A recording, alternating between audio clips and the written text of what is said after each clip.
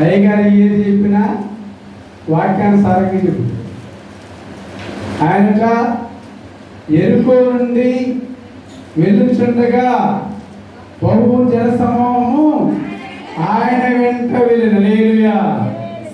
వచ్చే మచ్చలాదివారానికి అంటే 27 మరలా ఉపవాస కూడికల మచ్చలాదివారానికి నీ మనసును మార్చుకొని ఏసే వెంట వచ్చుదుగా. అర్థమవుతుందా? నేను చాలాసార్లు అంట తాత్కాలికమైన భక్తి మనకు వద్దు. అది దేవుని దృష్టిలో యోగ్యము కాదు. అందుకే వాక్యం సెలవిస్తుంది, మనుషుల దృష్టి కొరకు యోగ్యుడుగా ఎంచబడాలనంటే క్రమాన్ని నేర్చుకోవాలి, పద్ధతులు నేర్చుకోవాలి, సేవకుని మాట పాటించే సంఘంగా మనం ఉందాం కాదు. వాక్యం సెలవిస్తూ ఉంది, వారు ఎరుకో నుండి వెలుచుండగా బహుజన సమూహము ఆయన వెంట వెళ్ళెను. ఇదిగో త్రోవ పక్కన కూర్చున్న 2 గుడ్డివారు యేసు ఆ మార్గం వెళుచున్నాడని విని, ప్రభువా దావీదు కుమారుడా మమ్మల్ని కరుణింపమని కేకలు వేసిరి. హల్లెలూయా. ఏమేశారంటే, ప్రభువా దావీదు కుమారుడా నేను క్షీణించిపోయాను, నేను కృంగిపోయాను, వేదనలో ఉన్నాను, బాధలో ఉన్నాను, దుఃఖంలో ఉన్నాను, అప్పుల బాధలో ఉన్నాను, అనారోగ్యంతో ఉన్నాను, శోధనలో ఉన్నాను, చీకటిలో ఉన్నాను, దిక్కుదోచన స్థితిలో ఉన్నాను, వేదనతో బాధపడుతూ ఉన్నాను, అండి అనుమానంతో అపవాదుతో బాధపడుతూ ఉన్నాను, ఆటంకాలు నాకు ఎదురవుతూ ఉన్నాయి అని యేసు ప్రభు వారు ఆ వెంట ఆ ప్రదేశానికి వెళుతున్నప్పుడు, ఆ ప్రాంతానికి వెళుతున్నప్పుడు దావీదు కుమారుడా వాళ్ళు కరుణించమని కేకలు వేశారు. మీరు వేశారు లేదు కానీ నేనైతే ఈరోజు మనసు పూర్తిగా వేశారు. హల్లెలూయా.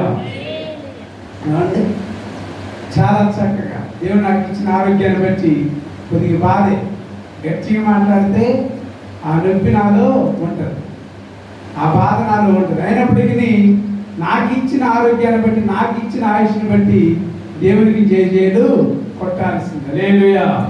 ఏం చేశారు తేడా? జనసమూహం మొత్తం కూడా ఆయన వెంట వెళ్ళారట. మొత్తము ఆ మొత్తంలో నీ ముందు గాక అని నా కోరిక. కాబట్టి మా అమ్మ పోద్ది, మా నాన్న పోద్ది, సంఘ పెద్దలు పోతారు, వాళ్ళకి వాళ్ళు పోతారు కాదు, నీవు పోతున్నావా లేదా, మీరు వచ్చారా లేదా, వాక్యం తెలియపరుస్తుంది సంగమా. అర్థం చేసుకోండి వాక్యాన్ని. యేసు ఆ మార్గమున వెళ్ళుచున్నాడని విని, ప్రభువా దావీదు కుమారుడా మమ్మల్ని కరుణించుమని కేకలు వేశారు. హల్లెలూయా. నువ్వు ఏ కేక వేస్తూ ఉన్నావు? నీ ఇంటిలో, నీ కుటుంబంలో, మందిరంలో, వీధుల వెంట యేసయ్య గనుడు, యేసయ్య రాజాధిరాజు, యేసయ్య ప్రభులకు ప్రభు, యేసయ్య సర్వోన్నతుడు, యేసయ్య సృష్టికర్త, యేసయ్య మహోన్నతుడు, యేసయ్య ప్రభుడు వారు, యేసయ్య నా సొంత రక్షకుడు, యేసయ్య నా గురించి మరణించి తిరిగి లేచాడు, యేసయ్య నా గురించి రక్తాన్ని కార్చాడు, యేసయ్య నా పాపాన్ని తీసివేశాడు, యేసయ్య నన్ను మంచి వరకు నడిపించాడనే ఆలోచన నీకు లేదా? హల్లెలూయా. సంగమా, యేసయ్య మన పాపాన్ని తీసివేయడానికి ఆయన మరణాన్ని జయించాడు. ఎన్నో బాధలు పొందాడట, ఎన్నో అవమానాలు పొందాడు. కానీ ఎన్నో అవమానాలు అంటే వెనక నుంచి తన్నింది ఒకరు,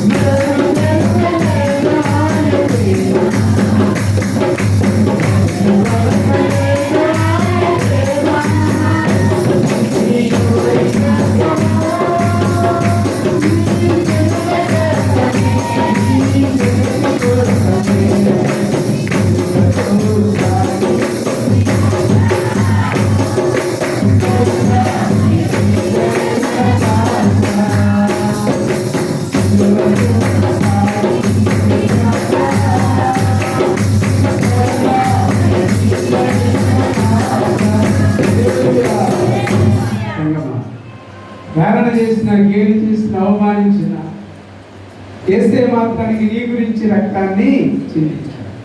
నా పాపాన్ని తీసివేయడానికి, నాలో ఉన్న వ్యసనాన్ని తీసివేయడానికి, నేను లోకం నుండి దూరం కావడానికి, నీలో ఉన్న బాధను తీసివేయడానికి యేసయ్య రక్తాన్ని చిందించాడు. ఆ రక్తాన్ని చిందించిన గుర్తుగా నువ్వు యేసయ్యకి కేక వేయలేవా? హల్లెలూయా. యేసయ్యకి కేక వేయలేవా? కాబట్టి వాక్యం సెలవిస్తుంది. చూసినట్లయితే దావీదు కుమారుడా మమ్మ కరుణింపమని కేకలు వేసిరి, అరవకుండునని జనులు వారిని గద్దించిరి గాని వారు ప్రభువా దావీదు కుమారుడా మమ్మ కరుణింపమని మరి బిగ్గరగా కేకలు వేసిరి. హల్లెలూయా. ఏం చేశారంటే మరి బిగ్గరగా కాబట్టి యేసే సన్నిధానంలో నీకు ఇచ్చిన స్వరాన్ని, నీకు ఇచ్చిన ఆరోగ్యాన్ని, నీకు ఇచ్చిన ఆయుష్ను యేసయ్యకు ఉపయోగించుదువుగాక. యేసయ్య గురించి ఖర్చు పెడదువుగాక. కాబట్టి నిజంగా ఇలాంటి కార్యక్రమాలు అరుదు సంఘాలలో చేయాలి. రోజున చేసేవారు మనమే కనపడతాం. హల్లెలూయా. వాక్యానుసారంగా నడవడానికి మనం ఇష్టపడాలి. వాక్యముతో నడవడానికి మనం ఇష్టపడాలి. సంగమా వాక్యం సెలవిస్తుంది, ఊరుకొండునని జనులు వారిని గద్దించిరి గాని వారు ప్రభువా దావీదు కుమారుడా మమ్మల్ని కరుణింపమని మరి బిగ్గరగా కేక వేసి. హల్లెలూయా. అయ్యే పోతాను, నువ్వు కూడా ఉండు. ఇంకోతుందే నువ్వు కూడా ఉండు. మరి పోయొత్తరా కాబట్టి ఒక్కరు నువ్వు అనుకుంటే మనసులో అనుకున్నా పక్కన వారికి ఆ మాట చెప్పిన ఆలోచన మార్చుకుందువు కాక. మీరు కూడా అదే చేస్తాను. ఊక ఏమవుతావు ఊరికే పని లేక నీ గొంతు దూకో. నడిస్తే కాలు నొప్పి, ఎక్కువసేపు నడితే ఎడదెబ్బ జరిగి దూక. పైగా మందిరంలో కొత్త మందిరంలో మనం కూర్చున్నాం. హల్లెలూయా. అమ్మా ఇక్కడ కూడా అదే పని జరిగింది. కనిపిస్తాడట ట్రాక్టర్ వేస్తే ఏం చేశారు వాళ్ళు?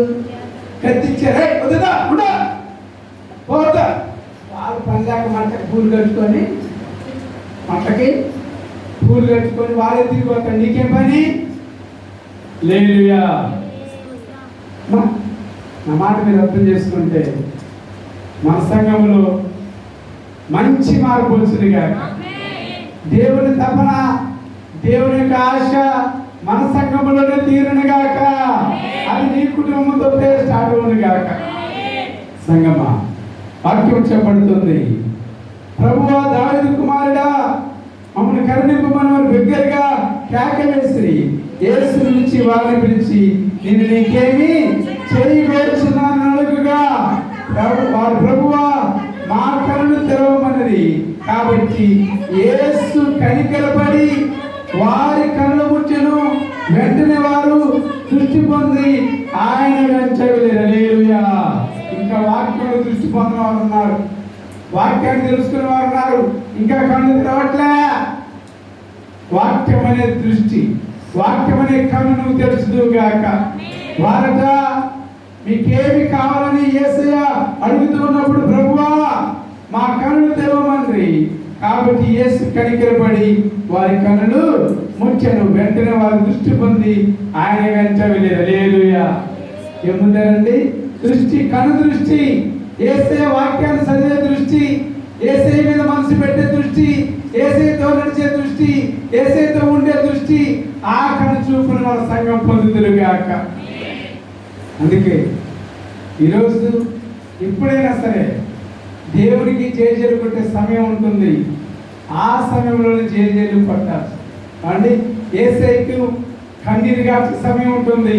మంచి శుక్రవారం, గుడ్ ఫ్రైడే, ఆ రోజున మనం కన్నీరు కాచాలి. ఒక దినము ఇది ప్రభువు ఏర్పాటు చేసిన దినమట. దీని యందు మనం ఉత్సహించి సంతోషించుతామనంటే చాలా మంది పెళ్లిలో చదువుతారు ఆ వాక్యాన్ని, చాలా మంది ఫంక్షన్లు చదువుతారు ఆ వాక్యాన్ని. హల్లెలూయా. మీకు అర్థమవుతుందా?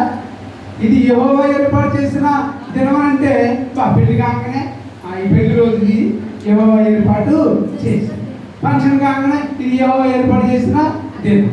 ఆ బర్త్డే కాకుండా ఇది యెహోవా ఏర్పాటు చేసింది. అసలు యెహోవా ఏర్పాటు చేసిన దినం ఏంటి?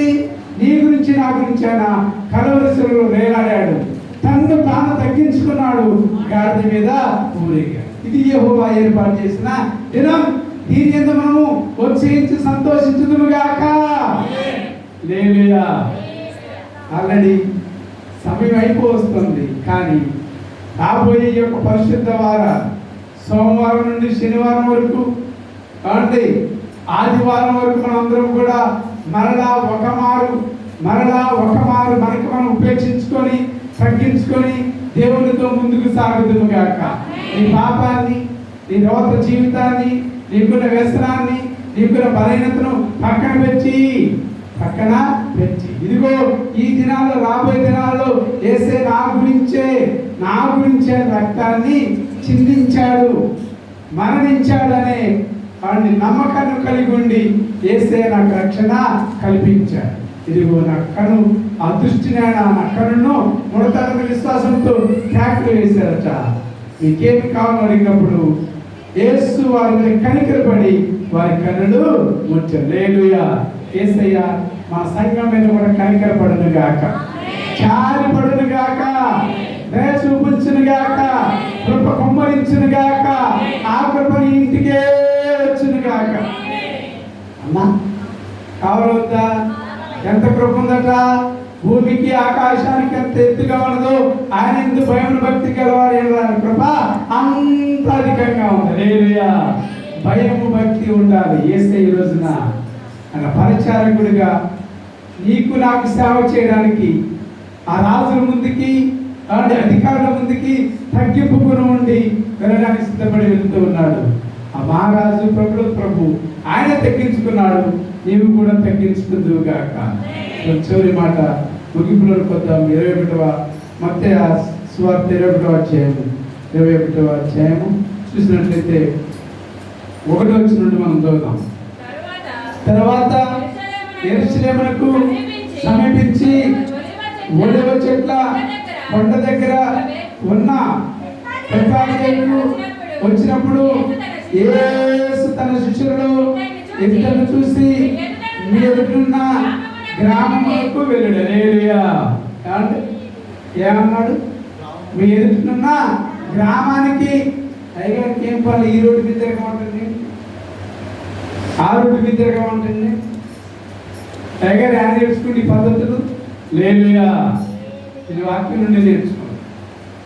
ఎక్కడ నేర్చుకునండి? వాక్యం నుండే. వాక్యమే సెలవిస్తుంది. ఇద్దరు శిష్యులు పిలిచారట. ఈరోజు సంఘాన్ని పిలిచినట్టు అంటే ఈరోజు సంఘాన్ని పిలిచినట్టు.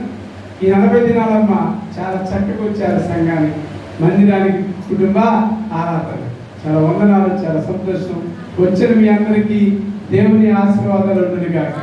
ఓపిక చేయండి. వారం రోజులు 40 దినాల వ్రతకాలము అయింది. తర్వాత మన ఇష్టం కాదు, మళ్ళీ యేసేలో కొనసాగాల. యేసేలో ఎప్పటి వరకు కదా చెప్పండి? మరణించేంత వరకు సాగే